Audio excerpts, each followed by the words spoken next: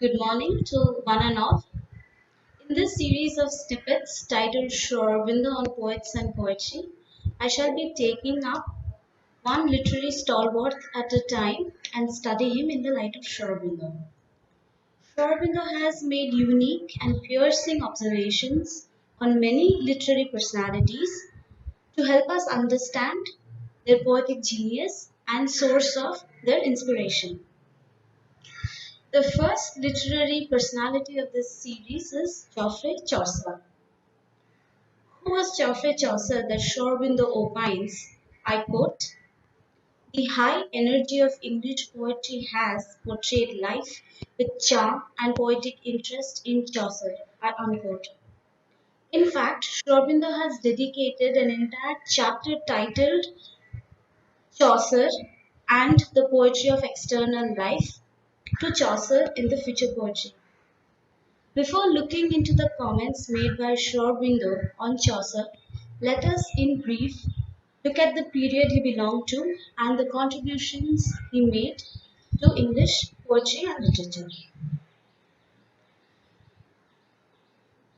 Chaucer belonged to the 14th century Britain at a time when French was the courtly language and aristocratic literature was written in French, Latin, and Italian. Chaucer, despite belonging to the gentle classes and being a member of the royal court of Britain, chose to write his works in English.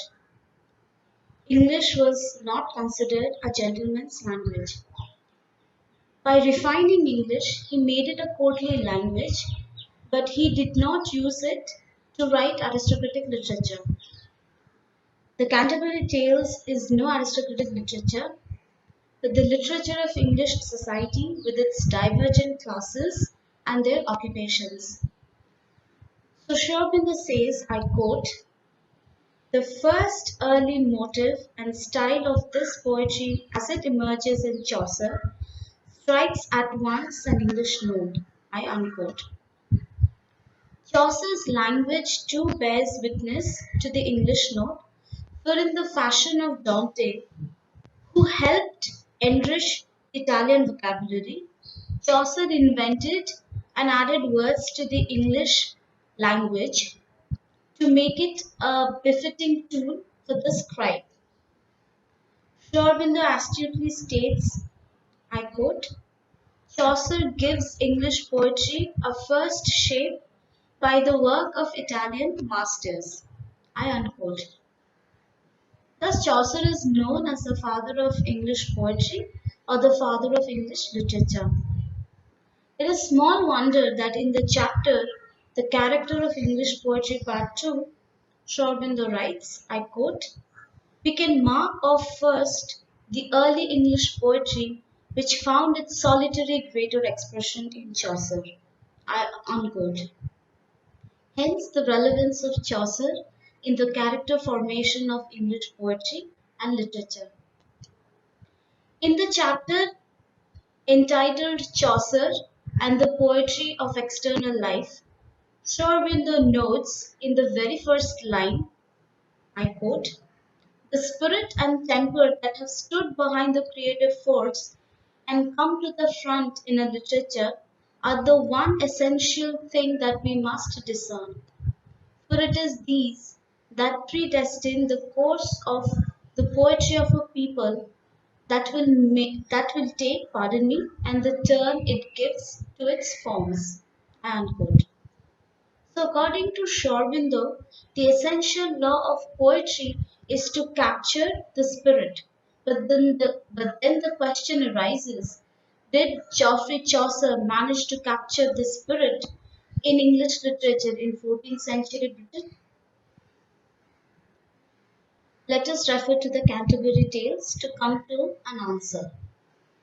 The Canterbury Tales, considered as Chaucer's masterpiece, is a collection of 24 satirical tales written as poetic fragments that shed light on the English society with its divergent classes, its people, and their occupations. Each tale is recounted by a person and thus customs and practices of the 14th century are made known to us. So, some of the characters include the knight, the miller, the friar, the housewife, the nun, the cook, the man of law, the physician, the squire, the merchant, etc. As you can see, the poet addresses the various aspects of trade, economy, medicine, cooking, family customs, law, and so on, which were then considered as non aristocratic occupations. So, now we'll look at some of the characters and their tales. The cook narrates the tale of an apprentice cook who is a womanizer and a gambler. He is dismissed from his job, and so he moves in with a friend whose wife owns a shop that is a front for prostitution. The story exemplifies the external life of the English society, which was altogether dismissed in aristocratic literature for its crudity and immoral passions.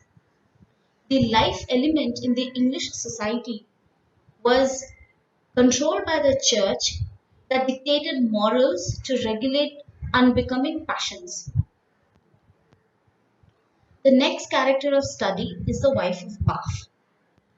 So she's the archetypal 14th century housewife who likes riches and fashion, yet she is a gossip monger and a fault finder. The tale she recounts is that of a knight ravishing a young woman. This tale is filled with sexual violence and proves that sexual violence committed on women was a common practice during the latter half of the Middle Ages. Similarly, the miller's tale is on an adulterous wife. So as you can observe, the Canterbury Tales depicts no such great conscious idea or natural uplifting motive or spirit, as pointed out by Aurobindo, since these characters simply recount their day to day experiences that were based on the environment that they were part of. So, coming to the question, did Geoffrey Chaucer manage to capture the spirit in English literature in the 14th century? The answer is a clear no. Aurobindo points out that Chaucer's motive, I quote, is a direct and concrete poetic observation of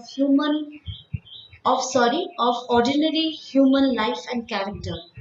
There is no preoccupying idea, no ulterior design.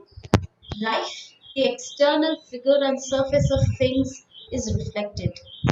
Chaucer has his eye fixed on the object, and that object is the visible action of life as it passes before him.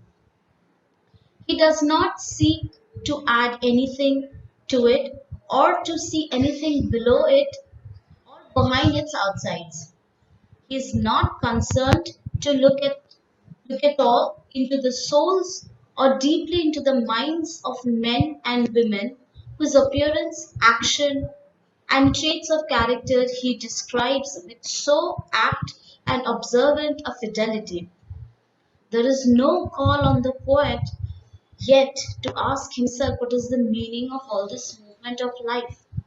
He is not moved to interpret life. I unquote.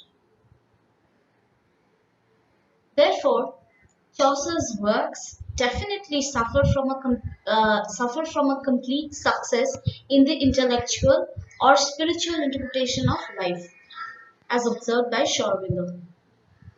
So, for the spirit to come to the front in English literature, the definite starting point, as noted by Aurobindo, is the poetry of Chaucer.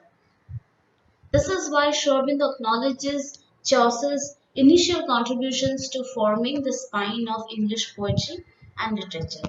Thank you.